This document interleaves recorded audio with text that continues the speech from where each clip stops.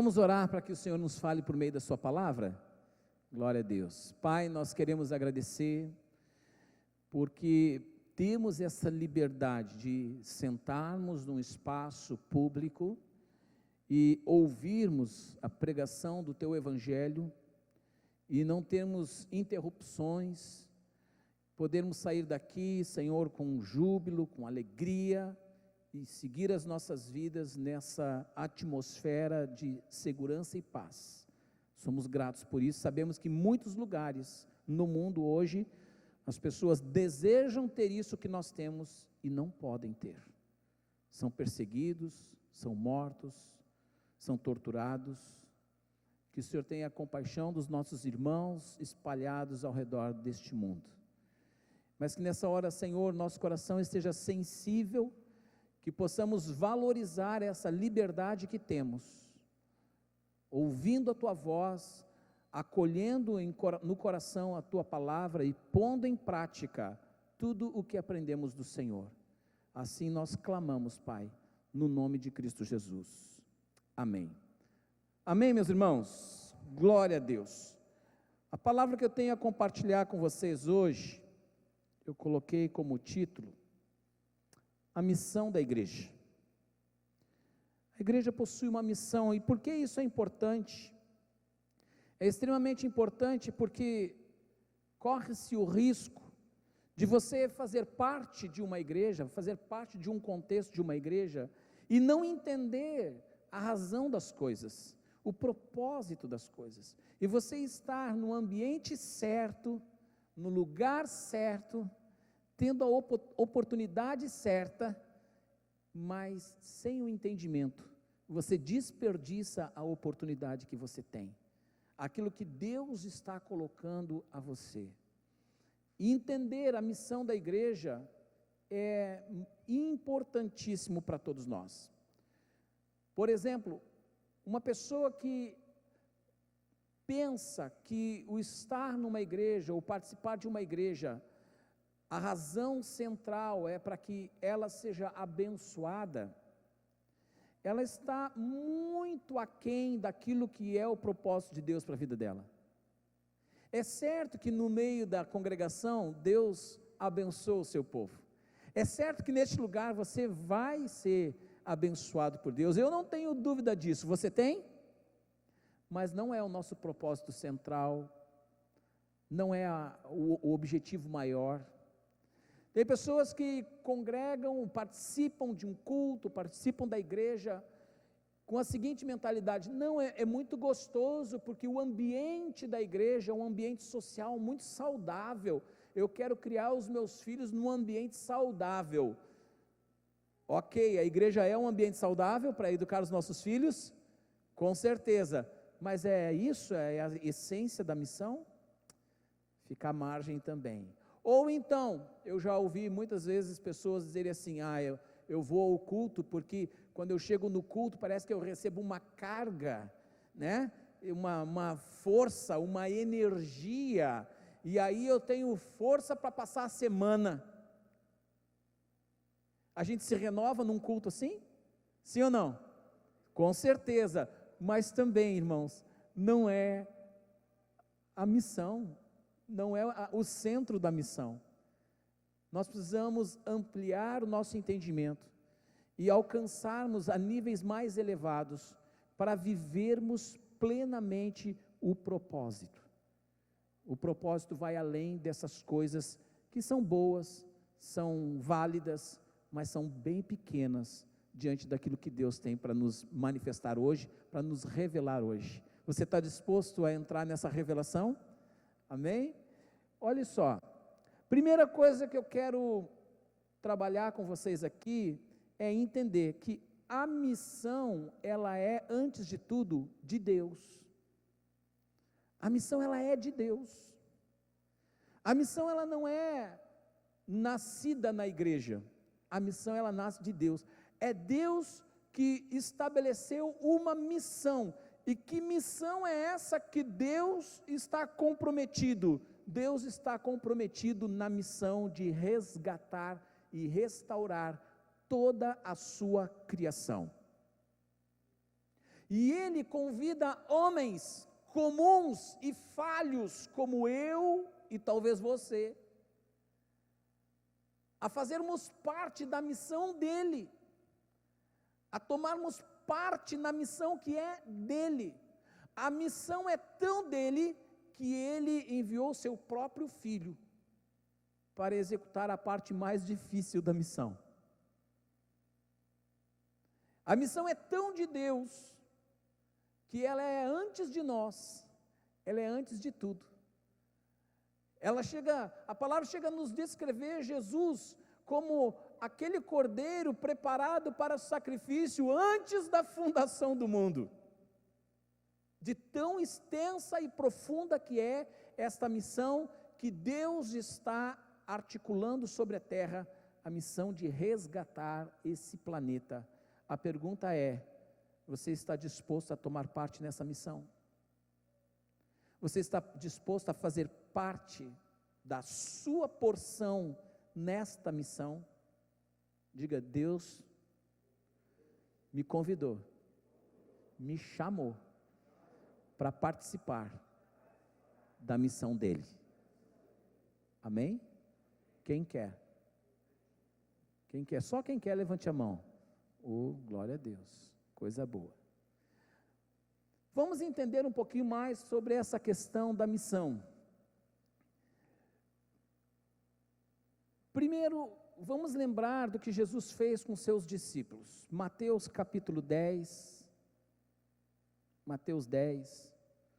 dos versos 5 ao 8, tem ali um relato do momento em que Jesus chama os seus discípulos para praticar a missão. É um exercício prático da missão. E o texto nos diz lá: a estes 12 enviou Jesus, dando-lhes as seguintes instruções: não tomeis rumos aos gentios, nem entreis em cidade de samaritanos, mas, de preferência, procurai as ovelhas perdidas da casa de Israel. Por que Jesus diz isso? Porque naquele instante, naquele momento da missão, nem os gentios e nem os samaritanos estavam prontos, preparados. Não, a mensagem não estava completa para ser levada a eles. A mensagem estava a nível satisfatório de compreensão dos israelitas.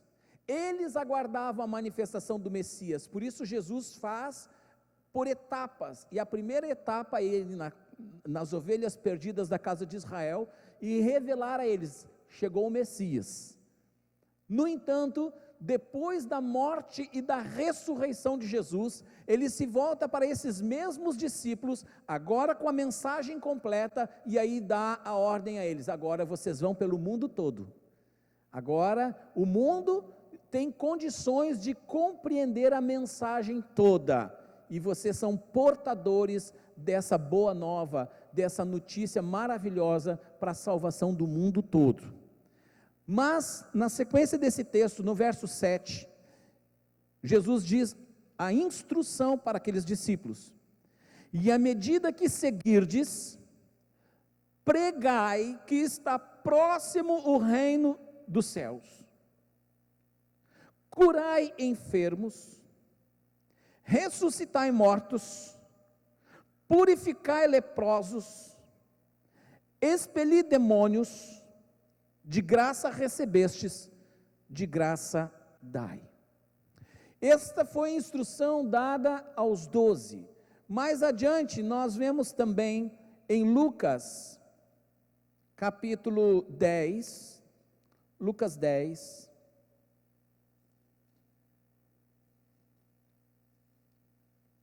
nos versos 8 e 9, aqui Jesus vai dar a instrução para a segunda equipe de discípulos que ele treinou, que ele preparou, chamada a comissão dos 70, em algumas versões vai falar em 72, e a instrução que Jesus dá àqueles é, Lucas 10, versos 8 e 9, quando entrardes numa cidade, e ali vos receberem, comei do que vos for oferecido. Curai os enfermos que nela houver, e anunciai-lhes: a vós outros está próximo o reino de Deus. O que em comum tem nesses dois textos? Nós compreendemos que aqui está a essência da missão dirigida por Jesus aos seus discípulos, e isso vale para nós até os dias de hoje, amém? A essência dessa missão não foi alterada, os comandos estão valendo até agora, e duas expressões bem distintas aqui nós identificamos nos dois textos. Uma é quanto à natureza da proclamação da missão. Uma das expressões da nossa missão diz respeito a pregar, diz respeito a falar, a anunciar, a proclamar o Evangelho de Jesus Cristo. Essa expressão ela é fundamental. Nós temos como responsabilidade, e essa responsabilidade ela não é restrita dos pastores ou dos líderes. Essa é uma responsabilidade atrelada a todo aquele que tem o seu nome escrito no livro da vida, que os seus pecados foram perdoados, que tem o Espírito Santo. E eu te pergunto, alguém aqui por acaso tem o Espírito Santo de Deus na sua vida? Só quem tem, levante a mão aí. Ah, glória a Deus. Então diz respeito a você também. Temos que compreender como parte fundamental da missão essa proclamação. Nós temos que testemunhar, nós temos que anunciar, nós temos que evangelizar, anunciar às nações a respeito deste grande Deus que é Salvador e que é libertador. Mas agora vem a segunda parte. E a segunda parte também diz respeito ao comprometimento da missão. É uma parte mais operacional, é uma parte mais prática. É uma prática de botar a mão na massa. Quando ele diz: cure os enfermos, purifique os leprosos, expulse os demônios, façam essas obras palpáveis, concretas, que não são apenas verbais, mas tomem atitudes correspondentes. Tem um texto fascinante, quando Jesus, os discípulos de João Batista havia sido preso, e João Batista manda os discípulos irem perguntar para Jesus, se ele era o esperado, ou tinha que esperar por um outro. E eu já ouvi tanta coisa a respeito desse texto, e já ouvi algumas bobagens pesadas sobre esse texto. Já ouvi gente dizer que João entrou numa crise de identidade, que ele estava com a fé abalada. Nada disso, irmãos. O que acontece naquela situação? Primeiro, no contexto profético, os judeus sabiam da manifestação de dois Messias. Dois Messias. Um Messias no formato, no caráter de servo sofredor, profetizado por Isaías, aquele homem de dores e que sabe o que é padecer. É este Messias, servo sofredor, que teria uma atuação presencial no meio da humanidade, carregando sobre ele as dores da humanidade. E também consideravam a expressão de um segundo Messias, no caráter de Rei dos Reis, Senhor das Nações, também uma expressão do Messias. Naqueles dias, Israel, por conta da opressão que viviam dos romanos, eles ansiavam ardentemente pela manifestação do Messias Rei. ansiavam pela manifestação desse Messias que iria libertá-los daquele jugo opressor dos romanos, e que o Messias deles, então, regeria todas as nações conforme as promessas das Escrituras. Quando João está lá na cadeia, a dúvida de João era não se Jesus era o Messias, mas a dúvida dele era se Jesus era o Messias servo sofredor, ou se ele era o Messias na expressão de... Nós sabemos que Jesus já veio, quem crê nisso, e nós sabemos que Jesus voltará. Na sua primeira vinda, na sua manifestação primeira, ele veio em que caráter messiânico? Do servo sofredor. E na sua volta, que tudo indica que em breve acontecerá, que expressão será da sua manifestação? O Messias, Rei dos Reis. Amém? Quando o Apocalipse descreve a volta de Jesus, descreve ele montado, num cavalo branco, com uma coroa na cabeça, com espada, e na sua coxa estava escrito: Rei dos Reis e Senhor dos Senhores. Se você crê nisso, aplauda o Senhor então.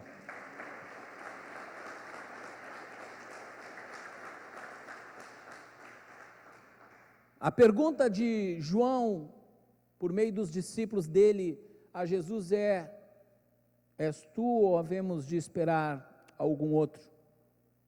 O texto, Mateus capítulo 11, Mateus 11,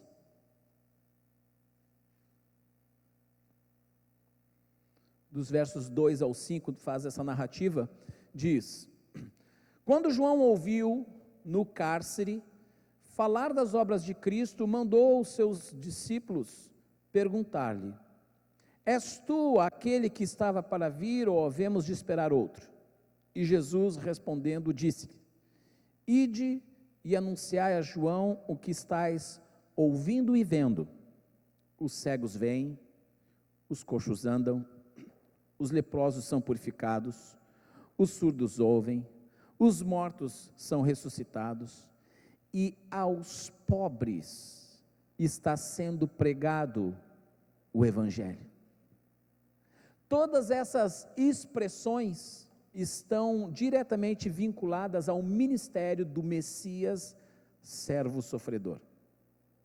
A resposta dada a João Batista foi uma resposta de ações práticas da missão dele. O que isso implica a nós? O que isso nos chama a atenção?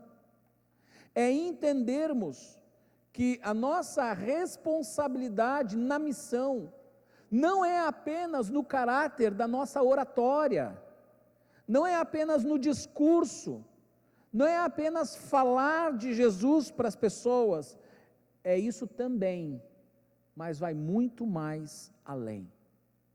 Nós temos como missão que nos envolver com o ser humano por completo, em toda a expressão da sua vida, da sua existência. Mas por que isso é tão difícil de compreensão?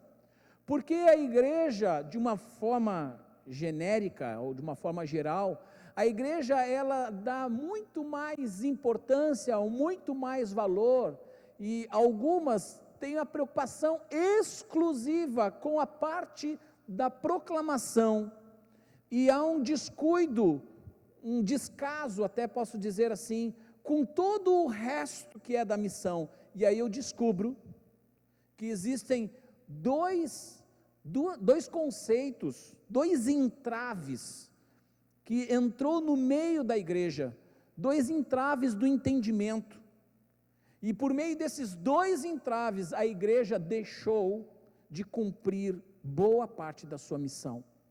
E se o mundo hoje ainda não está transformado como poderia estar, é por conta dessas dois pensamentos que até hoje nós enfrentamos guerra contra eles. Primeiro deles, quem já ouviu falar aqui do pensamento dualista? Quem já ouviu falar do pensamento dualista, levanta a mão. Poucos. Quem nunca ouviu falar sobre o pensamento dualista, levante a mão. A maioria. Normal. Isso é pouco falado mesmo. Mas aonde surge esse pensamento dualista e o que ele atrapalhou a vida da igreja? Esse pensamento, ele nasce, é um pensamento grego, e quem traz esse conceito, formula esse conceito, é um cidadão chamado Platão. Alguém que já ouviu falar de Platão? Aí sim, né? Aí todo mundo já ouviu falar de Platão, né? Um dos grandes da filosofia. Platão, ele vai trazer a seguinte ideia. Vamos supor, você tem uma caneta aí? Imagina que você tem uma caneta. Quem tem caneta, pega a caneta na mão aí, tá? Você consegue apertar a caneta? Consegue sentir a caneta? Sim, né? Se não for a caneta, qualquer outra coisa que você tenha de concreto, pode ser a cadeira que está aí do lado, né? Apertar, você consegue apertar essa cadeira, né? Pois então, no pensamento dualista, existe a seguinte ideia: tudo isso que você consegue apalpar, pegar, né? Que é matéria. Pensa comigo, tanto essa cadeira como essa caneta, daqui 500 anos, daqui 1000 anos, onde é que vai estar esse material? Vai existir?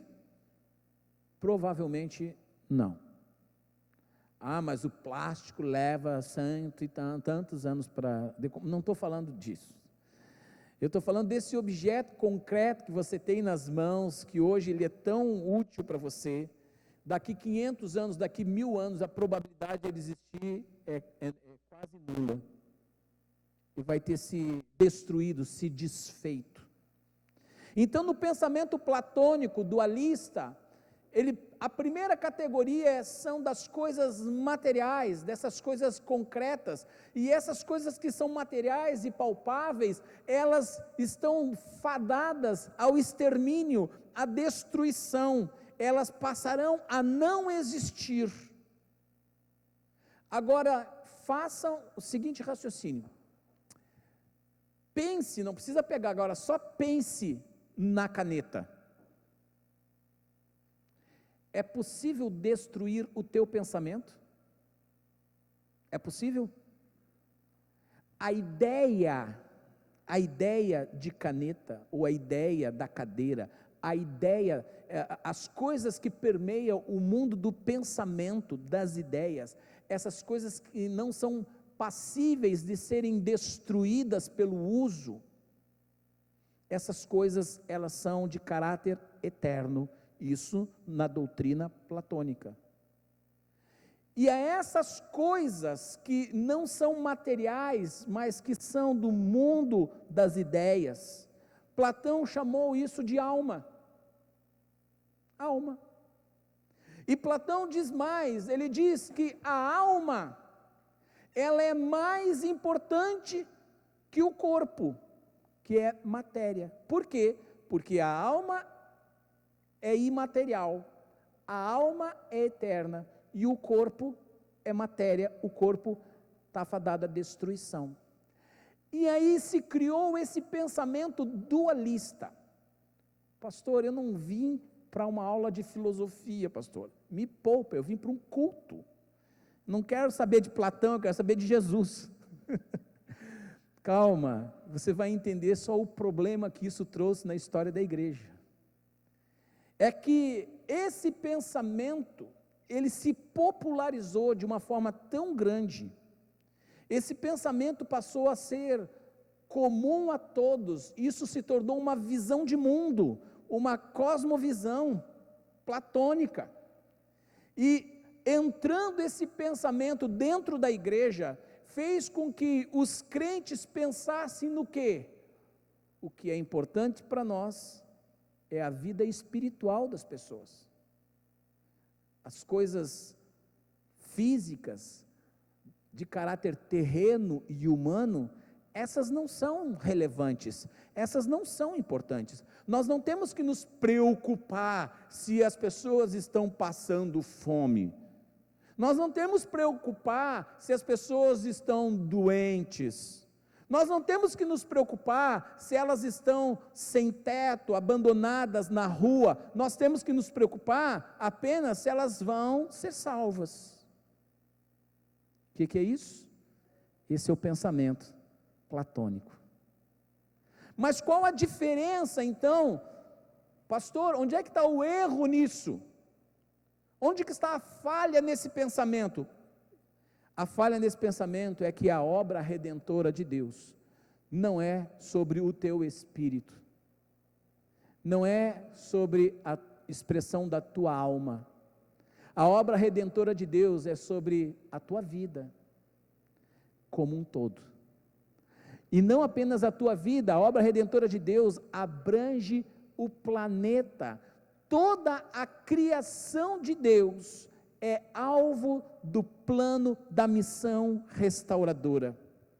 E é por isso que nós, como igreja, ao assumirmos a responsabilidade de trabalharmos na missão de Deus, nós temos que romper com essa barreira e com esse limite, e nós temos que entender que a nossa missão é proporcionar dignidade a todos os seres humanos. Só aos crentes? Não, a todos os seres humanos.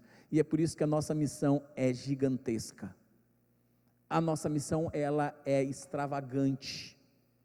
O que Deus tem confiado a nós é gigante, irmãos.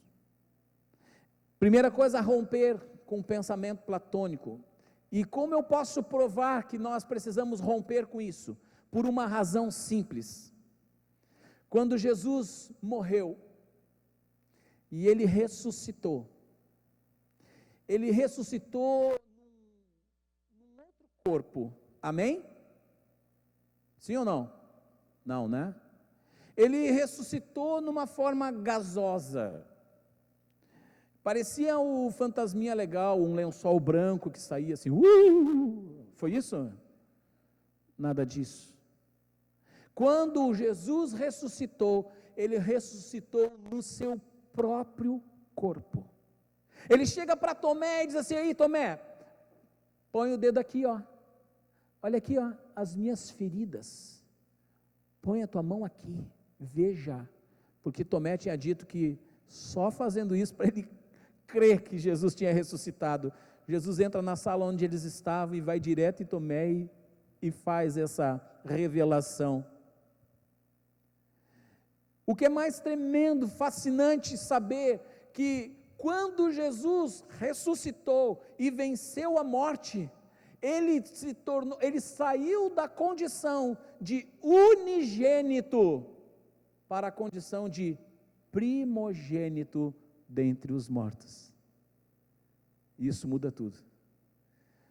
Quando ele assume a condição de primogênito, ele traz para todos aqueles que nele crê uma promessa gigante, maravilhosa, a promessa de nós também ressuscitaremos. Amém? Você vai ressuscitar, e o que é maravilhoso é que você não vai ser um indivíduo estranho. Este teu corpo será devolvido, restaurado, ele vai ser completamente revestido. Qual a diferença? A diferença é que hoje os nossos corpos estão debaixo da condição da corruptibilidade. O que é isso? Fadado à decomposição por causa do pecado. Nosso corpo está fadado a se decompor. É ou não é? Volta ao pó. No entanto, no dia da ressurreição, a Bíblia diz que os nossos corpos serão devolvidos, porém agora numa nova condição, será revestido por Deus de incorruptibilidade, ou seja, nossos corpos não passarão mais por decomposição, porque teremos vencido por meio de Cristo nosso último adversário, que é a morte. E isso é tremendo. Isso nos faz entender que a missão, ela não está envolvida apenas no mundo espiritual, mas envolvido com todo o nosso ser. Quando Jesus ordenou aos seus discípulos: vão, cure os enfermos, purifiquem os leprosos, ele estava falando de corpo, de coisas físicas. Ele não estava falando de doenças espirituais, ele estava falando de, está lá, está sofrendo, cura a pessoa. E há duas formas de nós manifestarmos cura, irmãos. Há uma forma de manifestar a cura, de quando você impõe as mãos sobre os enfermos, e por manifestação do poder de Deus, este enfermo é curado. Você crê nisso? Quem crê nisso? Eu creio. E porão as mãos sobre os enfermos e eles serão curados. Marcos capítulo 16. Mas existe uma outra expressão, uma outra manifestação de cura, que é você ir lá e botar a mão no doente e limpar a ferida dele e trocar um curativo e dar um remédio para ele e fazer uma canjinha, quem sabe, para fortalecer. É uma outra maneira de você exercer a missão, que não apenas atendendo às demandas de ordem espiritual, mas das ordens físicas, materiais. É como Tiago falando, não tem sentido você despedir uma pessoa que está com fome, dizendo: eu vou orar por ti, para Deus matar a tua fome. Faz sentido isso? Nenhum. Mas faz sentido você olhar o faminto e saciar a fome dele, e olhar nos olhos dele e dizer: você é importante para Deus. Deus te ama. Ele quer dar dignidade à tua vida. Aí faz sentido. Esse é o evangelho que transcende as palavras e nos faz ter uma missão concreta. O primeiro desafio é rompermos com esse pensamento platônico, dualista. O segundo pensamento ruim, negativo, que atrapalha o desenvolvimento da missão na igreja, ou através da igreja, é o pensamento da secularização. O que é esse pensamento de secularização? O pensamento de secularização diz o seguinte: olha, nós temos uma vida que é a nossa vida religiosa, são os momentos que nós temos de desenvolvimento da nossa espiritualidade, na hora que eu estou orando, na hora que eu estou louvando a Deus, pode ser na minha casa, pode ser no culto, pode ser num grupo caseiro, ou seja, os momentos em que eu estou envolvido com as coisas de Deus, com as coisas religiosas, com as coisas espirituais. Mas tem a outra parte da minha vida, que é a do meu trabalho, do meu estudo, as coisas que eu tenho que fazer para ter o meu ganha-pão, enfim, e essas coisas, elas são pensadas à margem, separadas, e a isso é dito a minha vida secular, a ideia de secularização, as coisas religiosas e as coisas do mundo à parte, as coisas secular. Eu quero dizer que esse pensamento é extremamente nocivo. Ele não revela a verdade e tampouco os planos de Deus. Porque, em primeiro lugar, irmãos, tudo que envolve a tua vida, tudo, absolutamente tudo, do teu acordar ao teu deitar, do deitar ao acordar, tudo tem que ser para a glória de Deus, amém? Não existe nada que você faça que seja destituído ou à margem, paralelo ao plano de Deus, ou à missão que Deus tem para você. Mas pastor, a minha profissão tem a ver com a missão? Sim. O que você faz, se não for no entendimento que aquilo é parte da tua missão, você está perdendo tempo. Você está muito aquém de cumprir os planos de Deus. Mas como assim, pastor? Eu não sei o que você faz.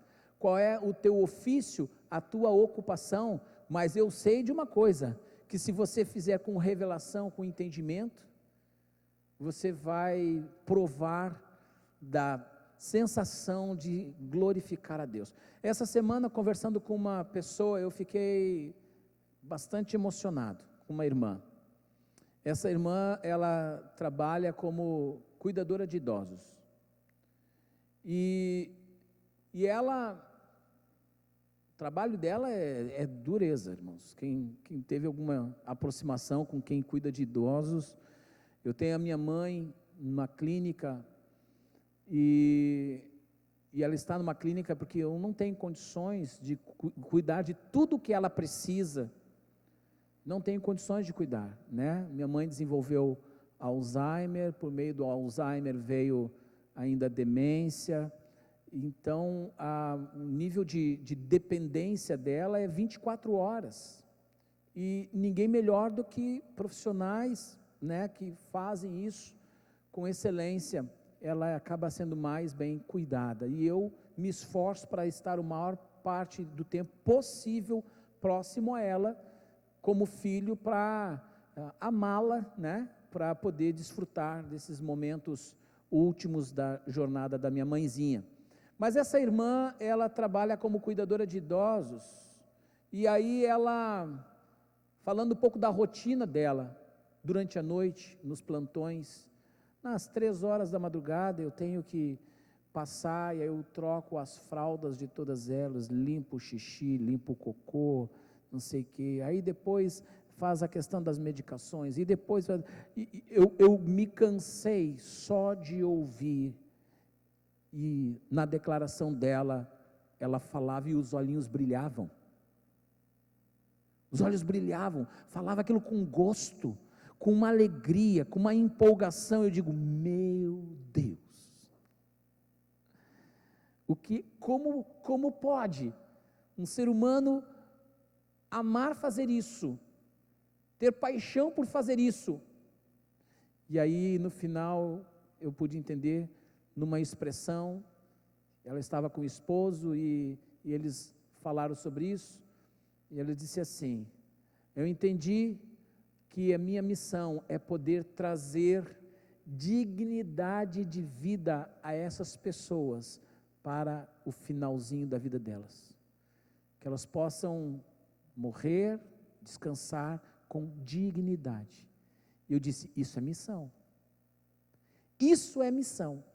Quando a pessoa entende que o que ela faz neste mundo não é algo à parte da missão de Deus para a vida dela, quando ela está integrada nas suas atividades de maneira a glorificar a Deus, fantástico. Eu fiquei emocionado. Uma das minhas viagens para Israel, sentou ao meu lado uma jovem, uma moça, 23, 24 anos, e aí começamos a conversar. Ela estava indo para, se não me falha a memória, ela estava indo para o Líbano, e eu questionei ela, mas o que você vai fazer lá? Ela disse, não, eu estou me formando em medicina, e na faculdade que eu estou cursando, eu preciso ter um tempo prático, e essa moça era uma filha de um pastor, então, ela crente em Jesus e tudo mais, e ela me disse, eu estou indo, porque eu quero conjugar 2 coisas, primeiro, eu preciso ter esse prático para poder ter o meu diploma, mas segundo, eu procurei um lugar onde precisassem da minha especialidade, precisassem da minha profissão, e eu estou indo trabalhar no meio de refugiados de guerra, para socorrer aquela gente. É quando a pessoa entende que a sua profissão faz parte da missão de Deus em restauração da terra. Você pode ser um policial, você pode ser um gari, quando você atua como gari numa cidade, e você está limpando aquela cidade, você está removendo o lixo daquela cidade, e você faz isso com entendimento, você está promovendo ações restauradoras sobre a terra e glorificando a Deus no seu testemunho. Imagine suspender o serviço de gari numa cidade. Fica aí um mês sem gari na cidade. Como é que fica essa cidade? Um caos. Um caos. Não é simplesmente uma ação para ganhar dinheiro. É consciência de missão. Isso é tremendo. Não para por aí. Vencendo o pensamento dualista, vencendo o pensamento da secularização, Deus nos chama, somos chamados para sermos uma igreja missional. A igreja missional, ela tem uma postura de qual? Trazer justiça à terra.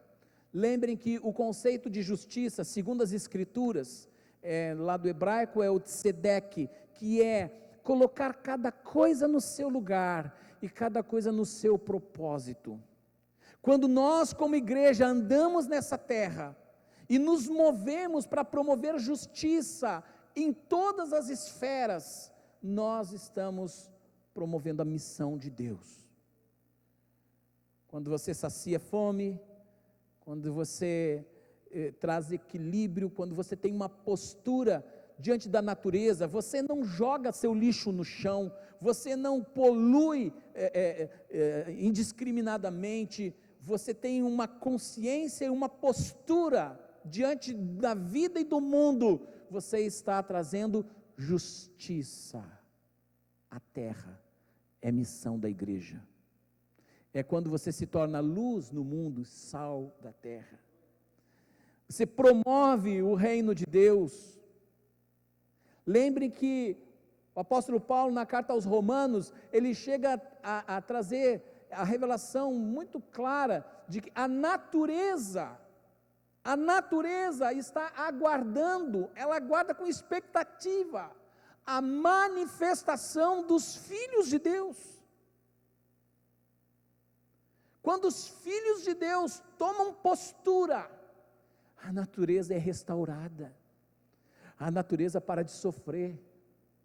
Lembrem, o resgate, a obra redentiva, não é apenas da alma do homem, ou do espírito do homem. Deus quer restaurar todas as coisas, sabem por quê? Ao contrário do que muitos pensam, de que Deus vai acabar com tudo isso aqui, e nós vamos morar no céu, por isso nós não devemos nos importar com isso aqui. Ao contrário disso, o que as escrituras nos ensinam é que o Senhor irá restaurar essa terra. Ele vai restaurar tudo aqui, irmãos. Quando a Bíblia diz novos céus e nova terra, isso é fruto de um processo de restauração daquilo que foi destruído, por isso para nós vai ser novo.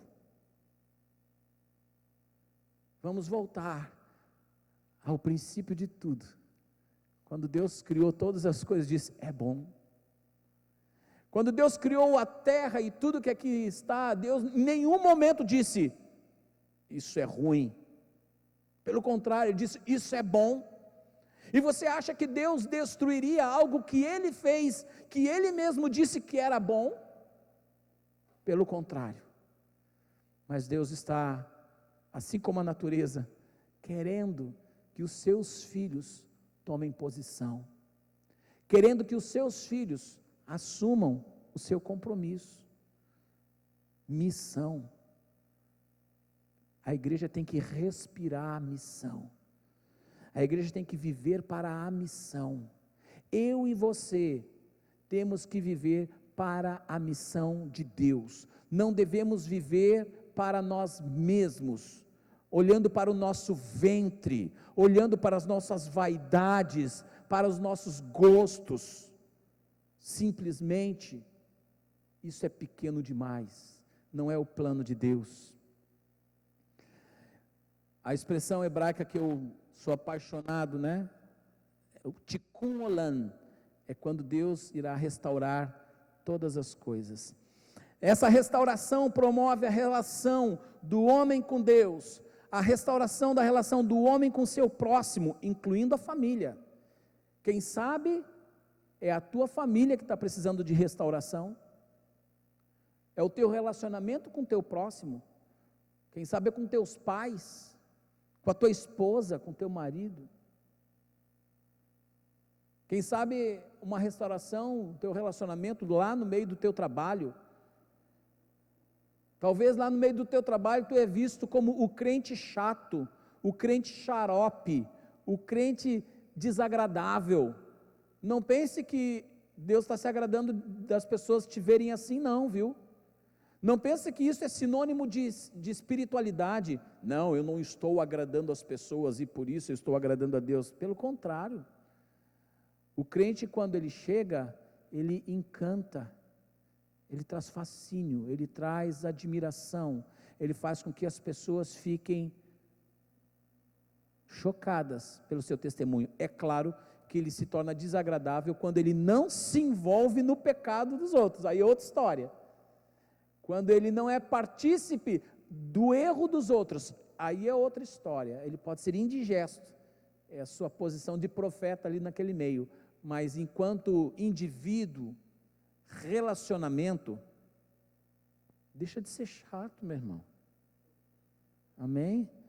Olha para a pessoa do seu lado aí, com muito olhar de carinho, diga: não seja chato, meu irmão. Tá bom? Por favor. A restauração então é com o próximo, a restauração é consigo mesmo.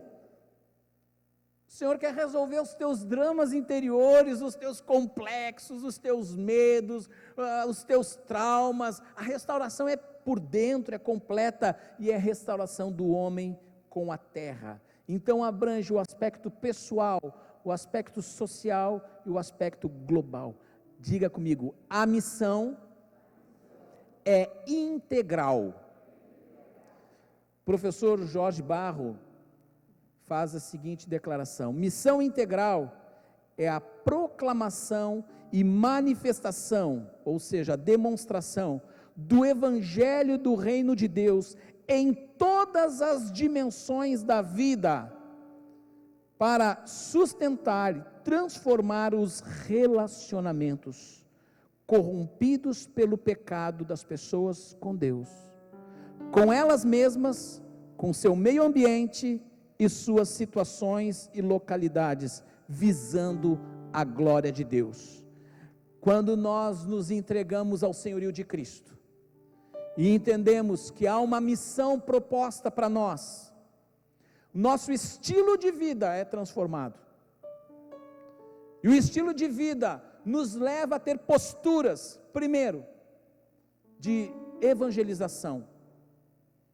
Não te cales, não te cales, abra tua boca, proclame o evangelho do reino. É chegado o reino de Deus, o dia do juízo se aproxima, a noite vem, diz a palavra, onde ninguém mais vai poder trabalhar, está terminando o dia, é bem as últimas horas do dia, sabe quando o sol está lá, naquela fagulha de raios, é esse o tempo que estamos vivendo, é hora de correr e proclamar. Também, como estilo de vida, nós não apenas evangelizamos, mas nós discipulamos. Igreja, pelo amor de Deus, desperta para a prática do discipulado. Isso não é uma responsabilidade exclusiva dos líderes ou dos pastores. Todo crente que já tem um grau de maturidade tem a responsabilidade de fazer discípulos. Você tem que fazer discípulos. E a pergunta é: você está fazendo? Não é se você já fez no passado, é se você está fazendo agora, hoje. Faz parte da missão. Como é tremendo você levar o evangelho para alguém, mas depois acompanhar esse alguém no seu crescimento. Maravilhoso. A comunhão faz parte do nosso estilo de vida, a comunhão. E no meio da comunhão, irmãos, nós entendemos que as coisas são compartilhadas. Nós não simplesmente olhamos para as nossas demandas pessoais, nós entendemos que compartilhamos as bênçãos do Senhor. Queridos, não faz o menor sentido eu comer filé mignon e saber, ter consciência que o meu irmão Zezinho, ele tem só água para dar para os seus filhos comer. Não faz sentido. A vida da igreja é uma vida de compartilhamento, de dividir, repartir.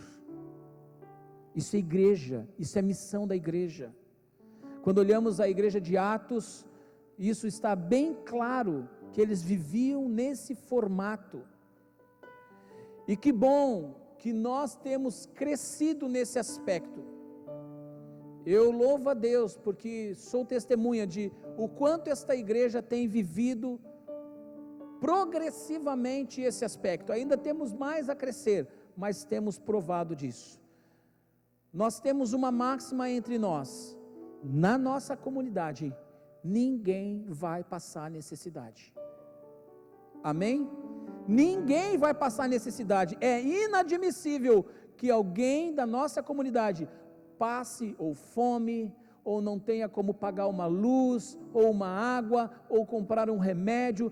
Nós não admitimos isso. Isso seria um pecado nosso, coletivo, de todos nós. Nós seríamos um fracasso de igreja se isso acontecesse no nosso meio.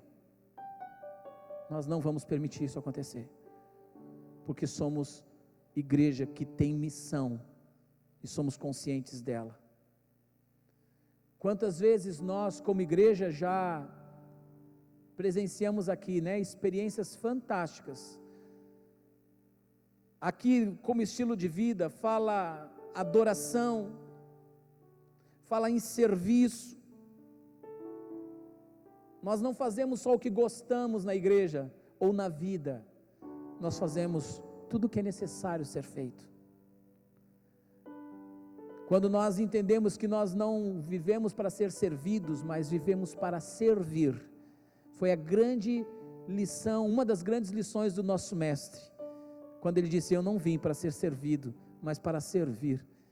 E ele deixa isso como legado para a sua igreja. Que fantástico! Tudo o que você fizer, seja para a glória de Deus. Uma igreja que serve. Amém? Temos uma função profética. A função profética de proclamar a esse mundo: olha, se vocês seguirem por essa rota, desse caminho, vocês vão perecer. Mas aqui tem um caminho de vida. Jesus está voltando. Escolha a vida para viver. Temos uma função libertadora. Irmãos, que tremendo quando o evangelho chega para alguém, até mesmo um criminoso, e o evangelho chega para esse criminoso, e esse evangelho impacta a vida desse criminoso, e transforma a mente desse criminoso. Ali houve libertação. Ele até pode seguir ainda algum tempo dentro da cadeia, por conta da sua condenação, mas agora ele é um condenado liberto. Só a igreja é capaz de executar essa missão na terra. É tão verdade que nos presídios, o grupo que eles mais respeitam e mais anseiam atuarem são as igrejas. Estou certo, pastor Ricardo? Pastor Ricardo tem uma frente de trabalho dentro de presídio, junto com alguns irmãos e irmãs aqui da igreja. E eles lá, a direção dos presídios, dizem: por favor, venham aqui. Pedem a nossa presença, porque eles afirmam: os únicos que fazem trabalho aqui dentro, que transformam os presos, é a igreja. É quando estamos cumprindo a missão. É fantástico isso. como estilo de vida, temos uma ação pastoral. Toda vez que você é usado por Deus para trazer uma palavra de consolo, de conforto, de ânimo, de encorajamento, de fortalecimento para alguém, você está agindo pastoralmente. E todos nós temos a capacidade de fazer isso, em nome de Cristo Jesus. Para finalizar, Lucas, capítulo 4. Lucas 4, versos 16 ao 21. Lucas 4, 16 ao 21. Diz o texto: indo para Nazaré, onde fora criado, entrou numa sinagoga no sábado, sendo o seu costume, e levantou-se para ler. Então lhe deram o livro do profeta Isaías, e abrindo o livro, achou o lugar onde estava escrito: o Espírito do Senhor está sobre mim, pelo que me ungiu para. O Espírito me ungiu para. Quem quer a unção de Deus aqui? Quem quer a unção do Espírito de Deus sobre sua vida? A pergunta é: para quê? Para arrepiar? Para sentir calafrio? Para chorar? Para se emocionar? Jesus diz: Ele me ungiu para evangelizar os pobres, enviou-me a proclamar libertação aos cativos, a restauração da vista aos cegos, para pôr em liberdade os oprimidos e apregoar o ano aceitável do Senhor. Tendo fechado o livro, devolveu ao assistente, sentou-se, e todos na sinagoga tinham os olhos fitos nele. Então passou Jesus a dizer-lhes: hoje se cumpre a escritura que acabais de ouvir. Havia uma unção de Deus, do Espírito de Deus sobre Jesus, para cumprir a missão. Hoje nós queremos a unção de Deus, e ela tem que ser para o mesmo propósito.